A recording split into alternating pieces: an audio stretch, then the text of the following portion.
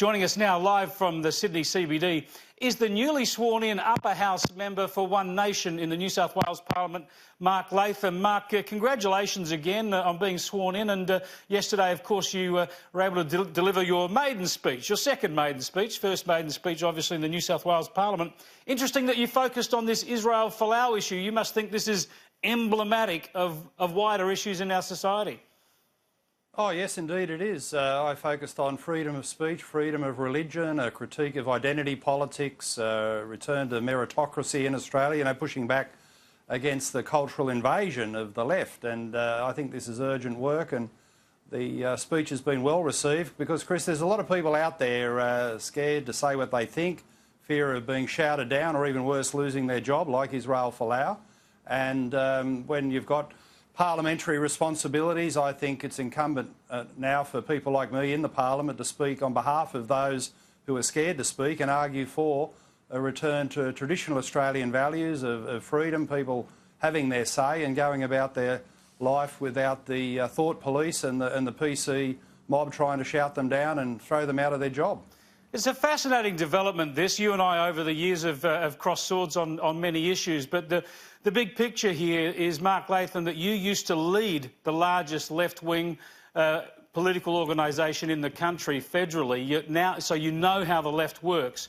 Now you're fighting back, as you just said, against the left marching through all of the institutions in this country. What has changed here? Has it been the left or has it been you? I think they've changed a lot more than I have. I still believe in an open and free social democracy. The type of politics that I was interested in when I joined the Labor Party in the late 1970s was to think that you weren't there to dictate how working people needed to live their lives, the words they used, their language, behaviour, what they did at work. The idea was to enable them to be more self-reliant. So according to their own values and beliefs, they could get about the good life in a good society. That was the whole objective. So now we've had the re-emergence of an authoritarian strain of leftism. They're not trying to control economic behaviour as they did in the old Soviet Union, but the cultural Marxism is of a kind where they're trying to control words, language, feelings, behaviour, promote foreign concepts like gender fluidity, a rewriting of our history, that everything we know and feel is socially constructed. And it's a fraud. It's a fraud on reality. It's a fraud against the evidence of our lives, and I believe in the way in which it demonises white men in particular.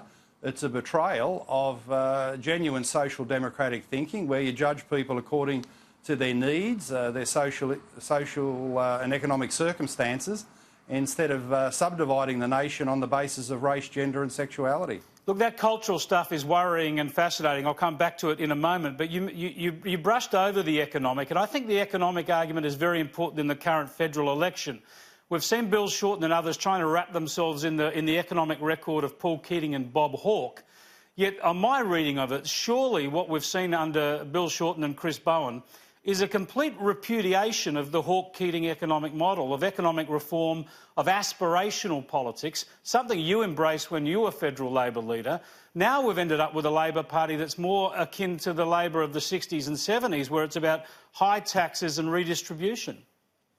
That element is true. There's no doubt that the Hawke-Keating era was characterised by a whole series of Labor productivity policies. The whole Keating formula was that productivity would deliver not only profitability and jobs growth, but higher wages, higher real wages. So Bill Shorten hasn't got a single productivity policy. He's got 1,001 tax increases, so many of them he can't actually remember them all. So it's not the Hawke-Keating economic reform agenda at all. But in terms of going back to the 60s and 70s, Chris, there's another important dimension here. The ALP used to be a party of industrial labour.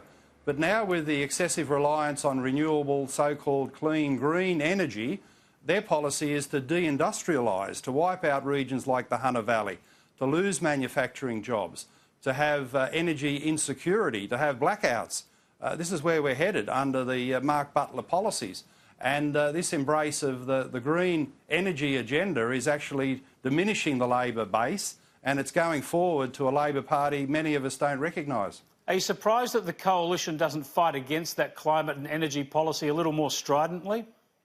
Well, they've made mistakes of their own and they haven't had a clear policy direction. But here's the fundamental truth.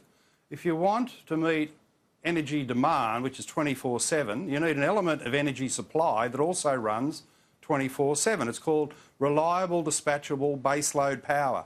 And Mark Butler has gone around in this campaign talking about dispatchable renewable energy.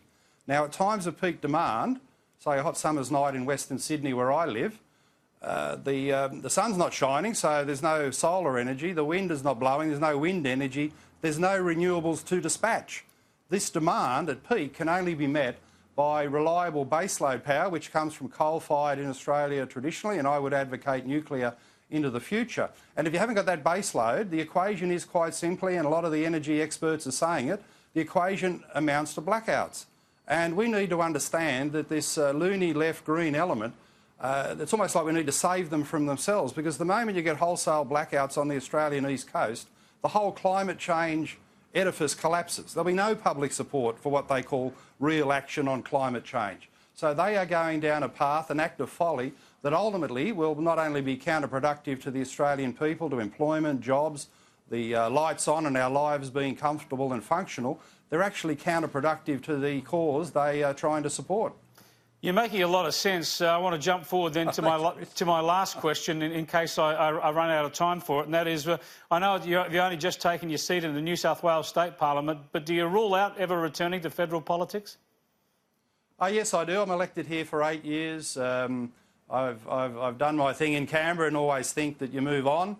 I'm enjoying very much some of the discussions with Liberal Party ministers here in Macquarie Street, Sydney, because they've got quite a good talent pool and they really know what they're doing. I'm very impressed by the calibre of the Berejiklian government and hoping to get some things done according to my election manifesto that produce benefits for people in the state. And, you know, for family reasons and historic reasons, I don't want to go back to Canberra. I want to fulfil the mandate and purpose I've set here in state politics for the full parliamentary term. Well, a big 8 years ahead of you then. Good to get clarity on that. Just back to then Israel Folau and these cultural issues. Do you believe that Israel Folau would be staring at the end of his sporting career now if he had been a Muslim man and quoted from the Quran? Probably not, in that this is a political dimension. It's sponsors of the Wallabies having their say on identity politics. And quite frankly, it's got nothing to do with the sporting arena. And what we're seeing here, amazingly, is the new serfdom, where people who work in a certain job, away from the work environment, in this case Israel Folau, a community preacher on a Sunday, someone articulating views from the Bible, views that have been around for thousands of years, it's his employer wanting to control his faith, his belief, his communications, when it's got nothing to do with the job he does playing footy on the rugby field. You see, he hasn't had these slogans on his wrist taped up. They're not on his jersey. He doesn't talk about them at post-match press conference. He has, in his private time away from work, the dignity and the right to articulate valid religious views. Yeah. And can I just say, I was heartened to some extent last night when this question was asked of the two federal leaders, that Bill Shorten said there should be no employment penalty for people articulating valid religious faith, and Scott Morrison said he too was a believer in religious freedom. Yeah, the challenge now is to back that up and put it into law, so we don't have this terrible persecution of Christians like Folau. No, I agree, you're right, and their answers were encouraging last night, both Bill Shorten's and Scott Morrison's. Just on that, give us your prediction for this election. There's to me, it's redolent of your 2004 campaign, where you as Labor leader started ahead in the polls and were gradually overwhelmed by the sitting government, or even the 2010 campaign of Julia Gillard's, where she started out in front and then we ended up with a hung parliament. What are you tipping? Well, in 2004, our internal Labor polling showed we were never in front. I know this is a news poll thing that your colleague Peter Van Onselen promotes, but I can assure you internal Labor polling showed we're up against the Howard government with the budget in surplus, Peter Costello there running a growth economy, border security. Yeah, it was a tough job. So we were never in front, and I'm not here to review all that. But I do think this campaign is different. People say it's boring. Maybe we're too much of political animals, but I find it fascinating because Labor's had a daring calculation that they were so far in front in their polling, and the Liberals have been through so many leadership changes and chaos, that they could roll out this radical, dangerous tax plan, $40 billion of new taxation in Australia, and still win an election. So it's a campaign the like of which, and a political equation the like of which we haven't seen before. It's tightening. I think the Labor calculation is at some risk. and it'll be fascinating to see what happens on the night of 18 May. All right, Mark Latham, thanks for joining us and good luck fighting for Western civilisation. Thanks, Chris. I'll be in there having a go.